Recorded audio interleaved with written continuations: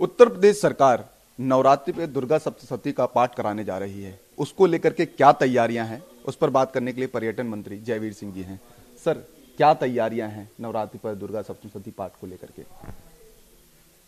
समय से पूर्व हम लोगों ने पूरे प्रदेश में शासनादेश जारी करके जिला पर्यटन और संस्कृति परिषद के माध्यम से प्रत्येक जिले में भव्य दिव्य तरीके से मंदिरों में दुर्गा सप्तशती का पाठ कराने के लिए और रामनवमी के दिन राम मंदिरों पर 24 घंटे की अखंड रामायण का पाठ कराने के लिए निर्देश जारी कर दिए हैं। और साथ ही साथ टोकन मनी के रूप में 1-1 लाख रुपया सारे जिलों को इसी परिषद के माध्यम से भेजने का काम किया है।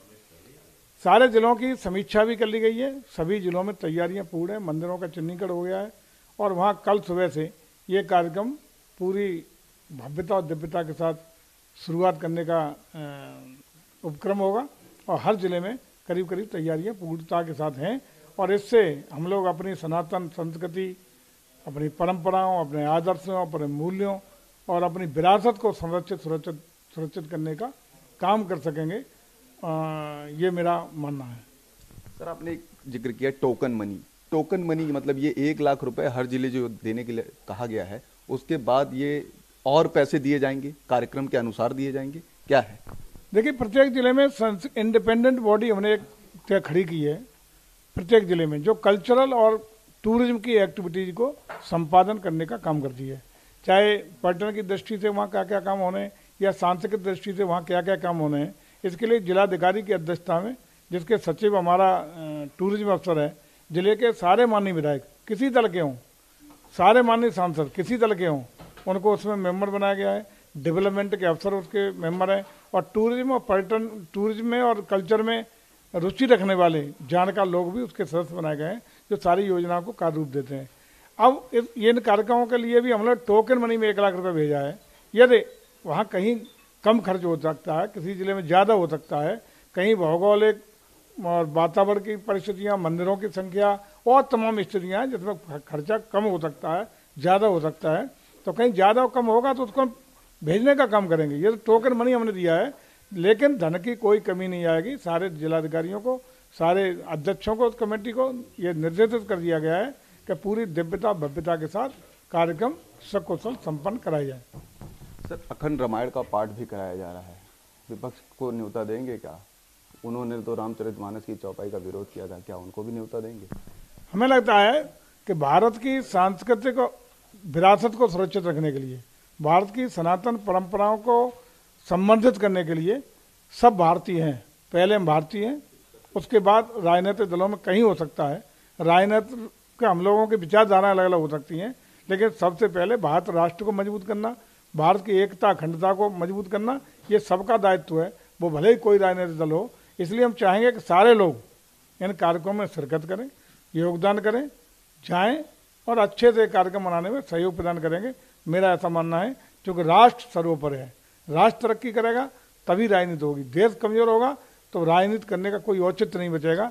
इसलिए राष्ट्र हित में सब लोगों का हम आह्वान करेंगे कि सारे लोग उसमें भागीदारी करें, सारे लोग आएँ, चाहे पक्ष के हों, विपक्ष के हों, किसी मजहब धर्म के हों, लेकिन राष्ट्रीय एकता अखंडता की खातिर सारे लोग मिल करके इसमें भागीदारी करने का काम करें।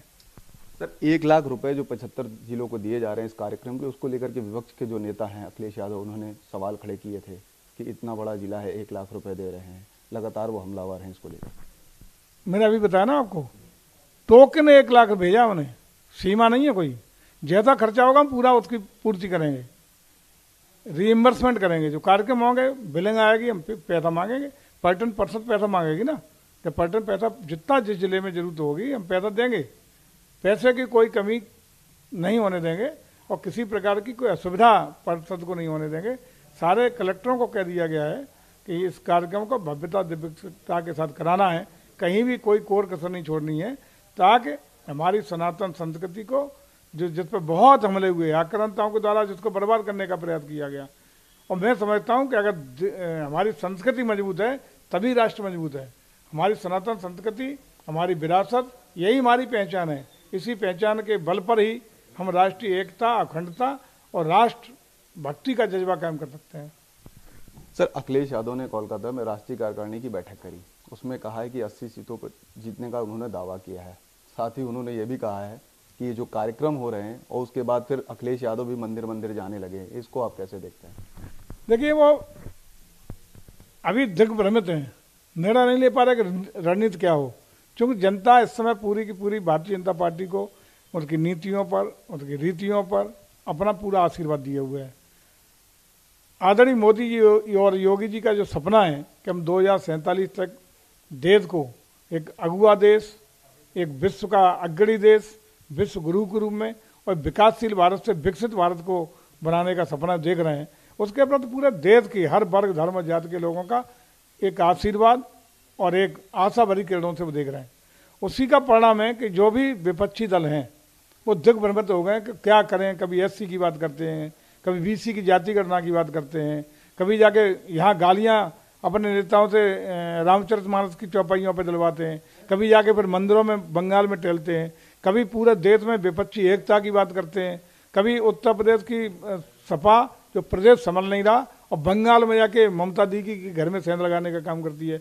तो दिग्भ्रमित नेता हैं जो अपना नीति और रीत बना ही नहीं पा रहे कि निर्णय क्या लें, किस तरह अपना अस्तित्व बचाने का काम करते हैं।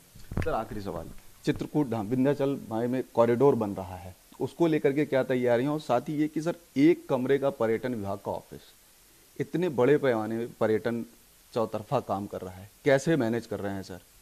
कहाँ से इतने आपके पास वर्कर आए, कैसे आपने ये सुनियोजित बना करके इन सब चौतरफा विकास का योजना बनाया है? देखिए, आज भी एक सेक्शन का विभाग, केवल एक सेक्शन है पर्यटन का, संस्कृति का एक सेक्शन है, सबसे छोटा विभाग है, लेकिन सबसे अच्छे और महत्वपूर्ण काम और बहुत तेजी से काम करने का कर रहा है। इसके लिए जज्बे की जरूरत होती है, रणनीति की जरूरत होती है और लोगों को प्रोत्साहित करने की बात होती है। हम लोगों ने उतने ही जो संसाधन थे बिना किसी अतिरिक्त संसाधन को जुटाए, जो हमारा विभाग मंडल स्तर तक था, जिले में कोई कार्यालय भी चपरासी भी नहीं था, हमने अपने विभाग को एक एक जिले तक पहुंचाने का काम किया। जिले में विभाग खुलवाया, जिले पर अधिकारियों की पोस्टिंग की, पर्यटन परिषद बनाई, उसके माध्यम से सबसे पहले जब अगस्त के महीने में आज़ादी का जब जश्न मनाने का काम हुआ, संस्कृति विभाग को नोडल बनाया गया। हर घर झंडा कार्यक्रम, पूरे घर घर झंडा फहरा के पूरे प्रदेश में सफलतम कार्यक्रम के साथ साथ 10 अगस्त से लेकर 15 अगस्त के बीच में अपने कलाकारों को भेज के प्रस्तुतिकरण कराया, रंगारंग कार्यक्रम दिलवाए हर जिले में, और कार्यक्रमों के साथ साथ वहाँ ABC कैटेगरी मैंने बनवाई, मानदेय तय किया। मानदेय तय करने के बाद हर एक कलाकार को हमारे ऑनलाइन रजिस्टर्ड हुए, 3200 से ज़्यादा कलाकार हम रजिस्टर्ड करा चुके हैं। सभी कलाकारों को सुनिश्चित किया गया है कि मोनोपोली किसी की न रहे, हर एक कलाकार को काम मिले। इसके लिए हम लोग साल में हर कलाकार को 3 से ज़्यादा कार्यक्रम, 3 से कम कार्यक्रम नहीं देंगे, सभी को कार्यक्रम देंगे। मान देते हैं कार्यक्रम से पहले आधा उसका पेमेंट उसके खाते में भिजवा देते हैं कार्यक्रम के 1 हफ्ते के अंदर, ताकि किसी को कोई नौकरशाही परेशान न करे, कोई बाहू परेशान न करे। 1 हफ्ते के अंदर बचा हुआ शेष आधा पेमेंट उसके अकाउंट में भिजवाने का काम कर रहे हैं। आज देख रहे होंगे कि पहले जो एक महानगर तक सीमित था कल्चरल कार्यक्रम, आज हम लोगों ने प्रदेश के हर यूनिवर्सिटी के साथ, डिग्री कॉलेज, इंटर कॉलेज के साथ किया है तय। वहाँ हम लोगों ने युवा पर्यटन क्लब बनवा रहे हैं, उन युवा पर्यटन क्लब के माध्यम से कल्चरल एक्टिविटीज बढ़ा रहे हैं और तय कर रहे हैं कि कला के बिना एनजीओ के बीच के लोगों को हटा के सीधा संवाद, यूनिवर्सिटी कार्यक्रम कराएगी, कलाकार हम देंगे, डिग्री कॉलेज कार्यक्रम कराएगा, कलाकार हम दे रहे हैं, तमाम कार्यक्रम आए हुए तो सीधे कलाकार हम दे रहे हैं, मानदेय के अनुसार उनका भुगतान कर रहे हैं। इससे कलाकार भी, आप किसी कलाकार से बात करके देखना, अभूतपूर्व रूप से खुश है वो। ऐसा कभी उसने कल्पना नहीं की। कतिपय कलाकार ही मोनोपोली के आधार पर लगातार पूरा पैसा अपने कार्यक्रमों के द्वारा लेते रहते थे। आज एक एक कलाकार को मौका दे रहे हैं, परफॉर्म करने का मौका दे रहे हैं, जा रहे हैं और वहाँ अपनी भारतीय संस्कृति को बढ़ावा देने के लिए गांव गांव तक पहल हो रही है, गांव गांव तक पहुंच रहे हैं। ऐसा अनूठा प्रयोग तो शायद 1 साल के अंदर जो डेवलपमेंट हुआ है आप खुद ही देख रहे हैं। पर्यटन संस्कृति मंत्री को ना कोई जानता था, ना विभाग को जानता था। आज पर्यटन और संस्कृति मंत्रालय अपना परफॉर्मेंस के आधार पर गांव गांव पहुंच रहा है, गांव गांव परफॉर्म कर रहा है, गांव गांव कुछ न कुछ हम लोग अपना संदेश देने का काम कर रहे हैं और भारतीय संस्कृति को, सनातन परंपराओं को, विरासत को संरक्षित और सुरक्षित करने के लिए हम लोगों ने, अब ताज्जुब करेंगे कि 10 देशों के साथ कल्चरल एक्सचेंज के लिए MOU किया है उनके कलाकार हमारे देश में आ रहे हैं, हम उनके देश में भेज रहे हैं। और यही कलाकार, विदेशी कलाकारों ने अयोध्या में दीपोत्सव पर भी 9 देशों के विदेशी की धरती से आए हुए कलाकारों ने रामायण का मंचन करके अपने परफॉर्म करने का काम किया था। तमाम स्टेट, अभी वाराणसी में तमिलनाडु को लेकर के तमिल संगमम हुआ था, जिसमें तमिलनाडु और उत्तर प्रदेश के दोनों कलाकारों ने प्रस्तुति दी आदरणीय प्रधानमंत्री के सामने। हमारा प्रयास है कि पूरे देश के जो अन्य स्टेट हैं, चाहे नॉर्थ हो साउथ हो, उनकी भाषा, बोली, संस्कृति हम देखें, हमारी संस्कृति उन स्टेट तक पहुँचे, ताकि आपस में सामंजस्य, भाईचारा स्टेट के अंदर भाषा, बोली और कल्चर को लेके जो गतिरोध कभी कभी हो जाता है साउथ और नॉर्थ, वो भी खत्म हो। इसके लिए व्यापक योजना हमने बनाई है और हर साउथ और नॉर्थ दोनों की दूरी घटाने के लिए हम लोगों ने उन स्टेट के साथ एमओयू किए हैं। नेपाल के साथ एमओयू हो रहा है, श्रीलंका के साथ एमओयू हो रहा है। हम विभिन्न देशों के साथ एमओयू कर करके कल्चरल एक्सचेंज के कार्यक्रम करेंगे। हम अपनी संस्कृति को उन तक पहुंचाने का काम करेंगे, उनकी संस्कृति उनके कलाकारों के द्वारा उत्तर प्रदेश की धरती पर परफॉर्म कराएंगे, ताकि राष्ट्रीय एकता, अखंडता का एक सपना यहाँ देश में पूरा करें और विदेश की धरती पर भी भारतीय संस्कृति की कला के माध्यम से अपनी विरासत को विदेश की धरती तक पहुंचाने का काम करेंगे।